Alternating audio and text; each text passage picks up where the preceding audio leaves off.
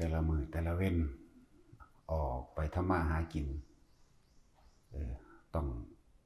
ประสบพบเหตุการณ์ต่างๆนานาสารพัด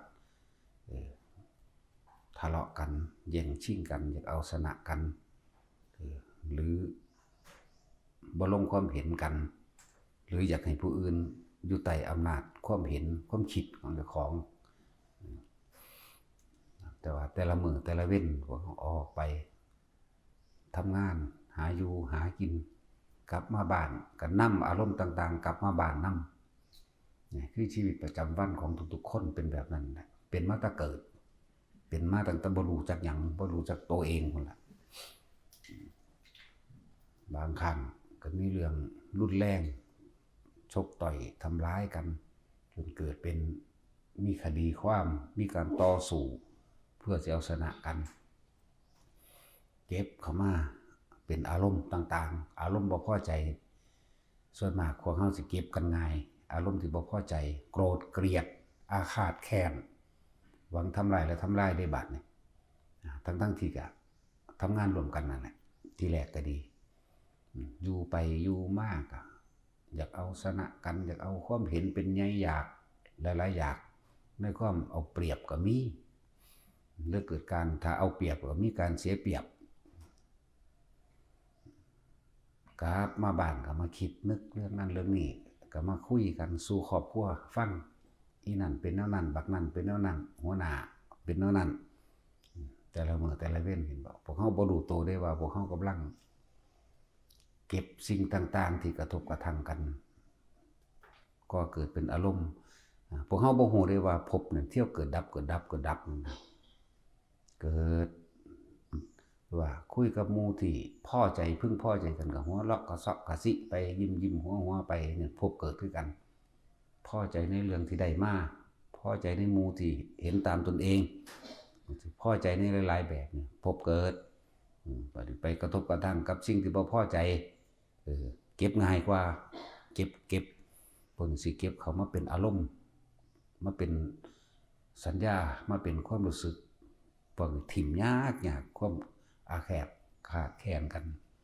ความอยากเอาชนะกันบางทำลายกันเก็บง่ายพวกนี้เก็บมาใส่ใจง่ายมาเป็นพันธสัญญามาเป็นความอาฆาตบาดหมางมาเป็นความจองร่างจองเวรกันเป็นคู่อาฆาต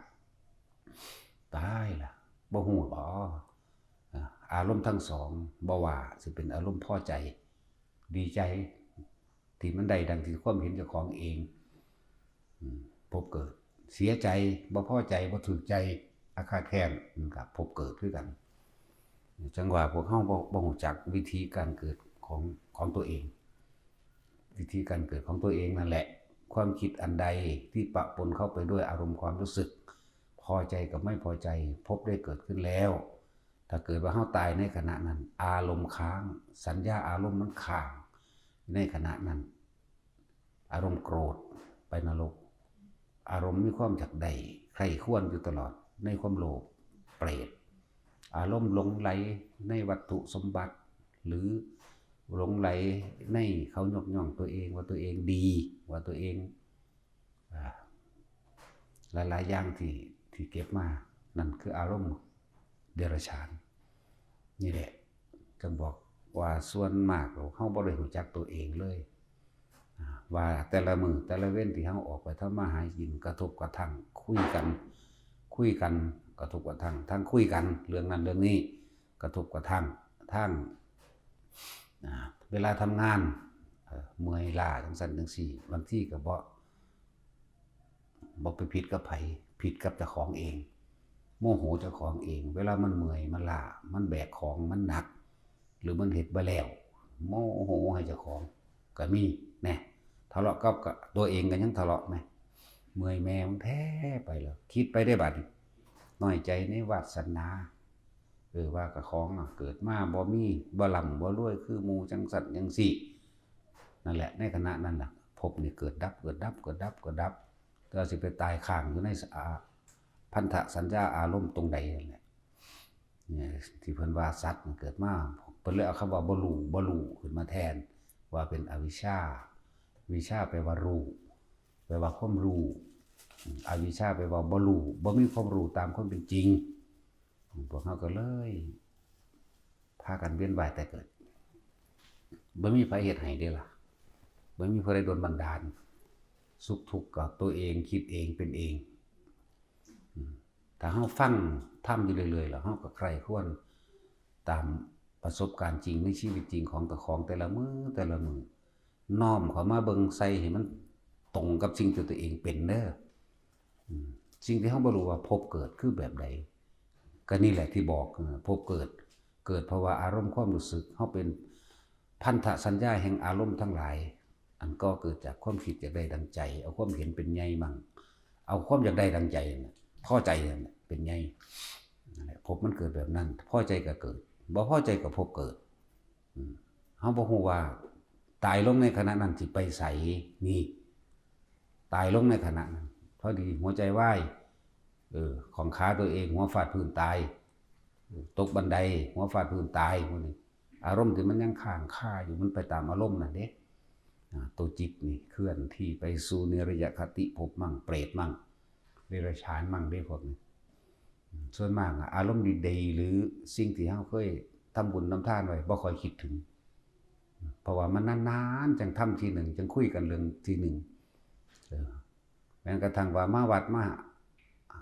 ทำบุญในวัดมาให้ทานเป็นเทศกาลกฐินผ้าป่าวันนี้กับพ่อตาเห็นพบปะหมู่พวกก็คุยกันพุทธสารทุกข์สุขดิบคุยกันเป็นจังไดมีหยังแน่ได้หยังแน่เป็นหยังแน่ลำบากยากแค้นต่างๆก็คุยกันเรื่องลำบากยากแค้นอยู่นั่นแหละจังว่าพวกเฮาบ่รู้อารมณ์ความรู้สึกต่างๆที่พวกเฮาแสดงออกซึ่งกันและกันคำว่าอัตตาตัวตนก็คือความรู้สึกในความพอใจและบ่พอใจนั่นแหละเอาความเห็นเจ้าของออกมาแสดงแต่ละคนจากประสบการณ์ตนเองจากสิ่งที่ได้ยินได้ฟังได้รู้ได้เห็นได้เป็นมานี่เอาความคิดนี้ออกมาสาธยายบรรยายสู่กันฟังนะอะไรที่ว่าคนเฮามันมีอย่างอยู่ในภายในความรู้สึกแห่งตนเองภายในใจภู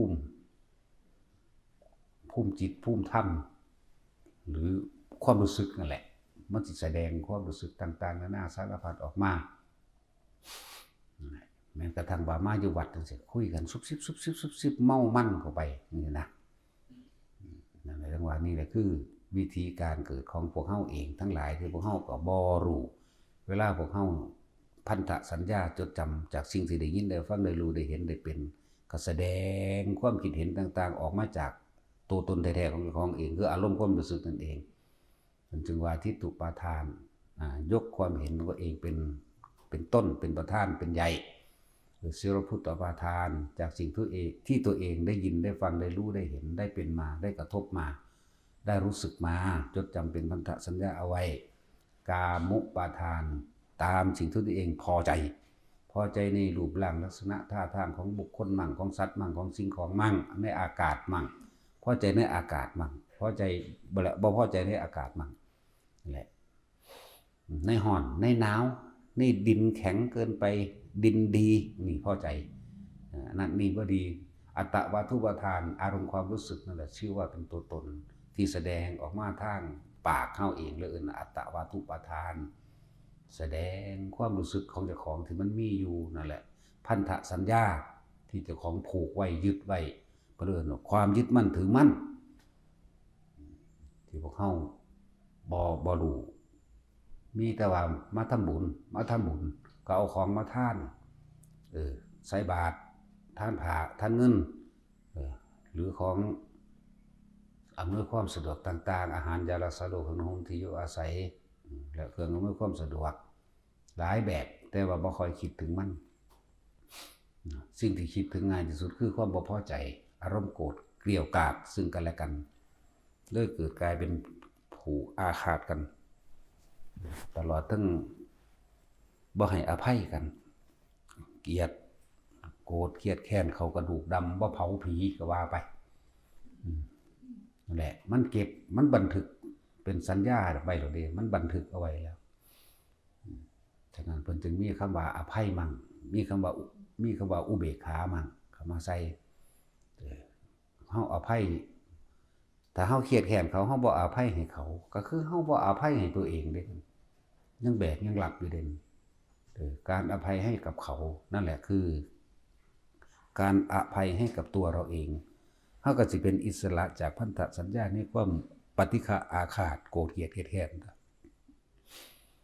ถึงแม้ว่าบุคคลผู้อื่นจักไม่อภัยให้เราก็ตามแต่เราจักอภัยให้กับเขานั่นแหละคือเราจะนำตัวเราออกเป็นอิสระโดยตัวเราเอง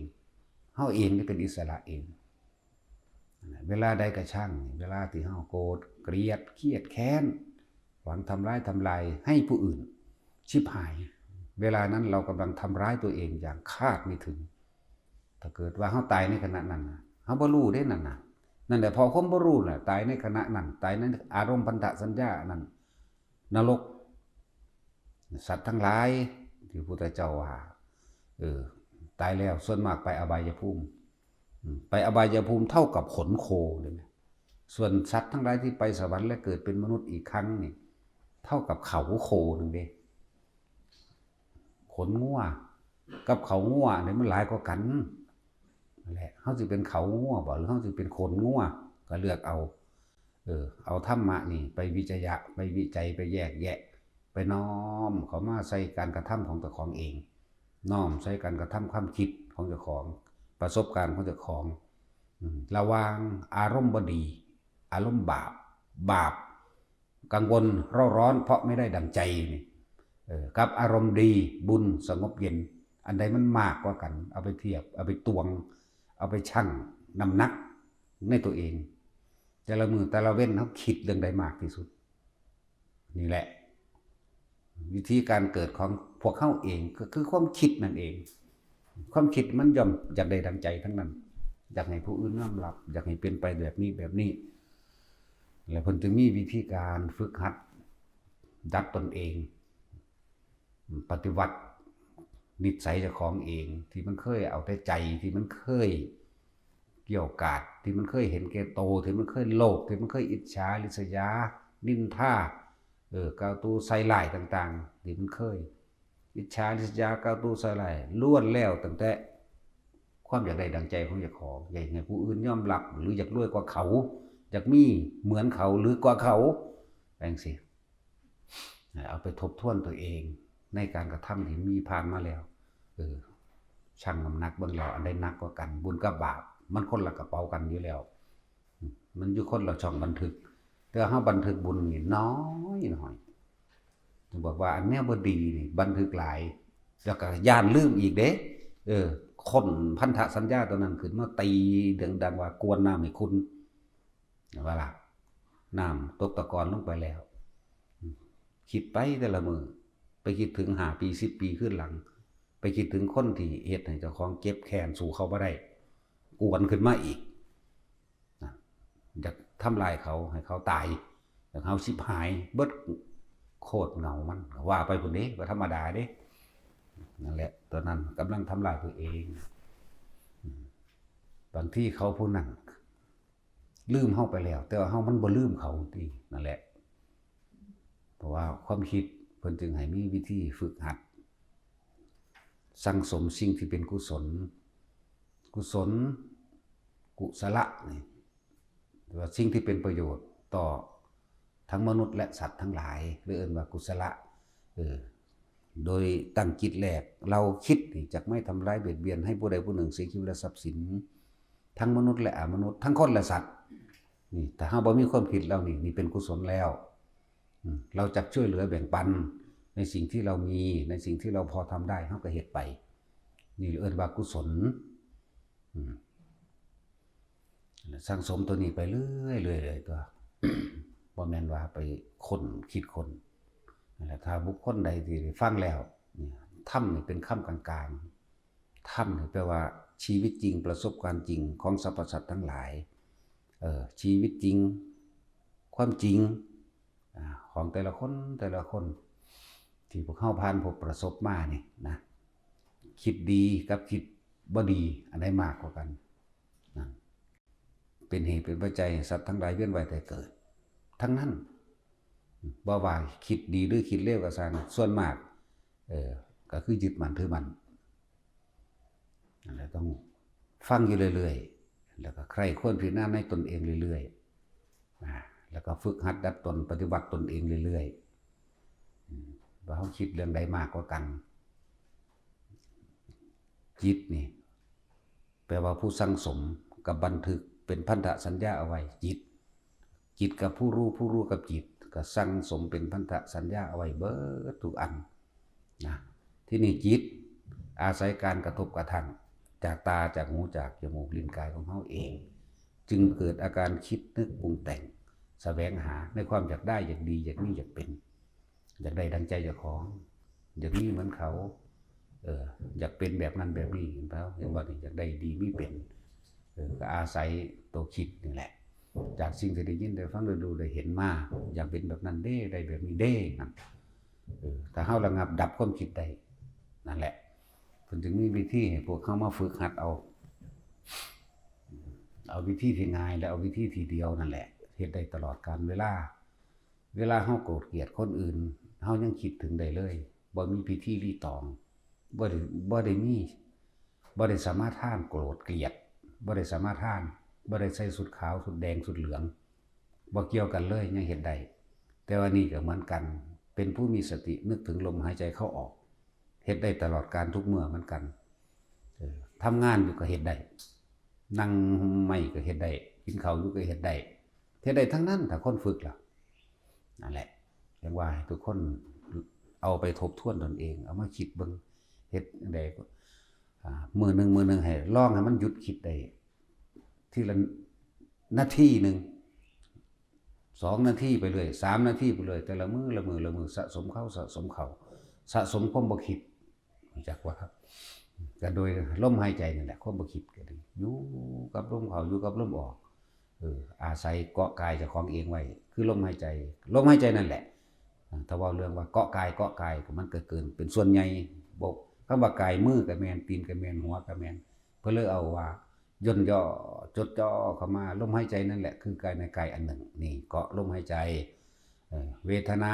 เฮาก็จะเกิดความรู้สึกถ้าคนนั่งฝึกจริงๆเริ่มต้นแรกก็ต้องอาศัยแบบนั้นซะก่อนบัดนี้โอ๊ยปวดขาโอ๊ยปวดแอวนั่งบ่ทนเจ็บปวดนั่นนี่เวทนานอก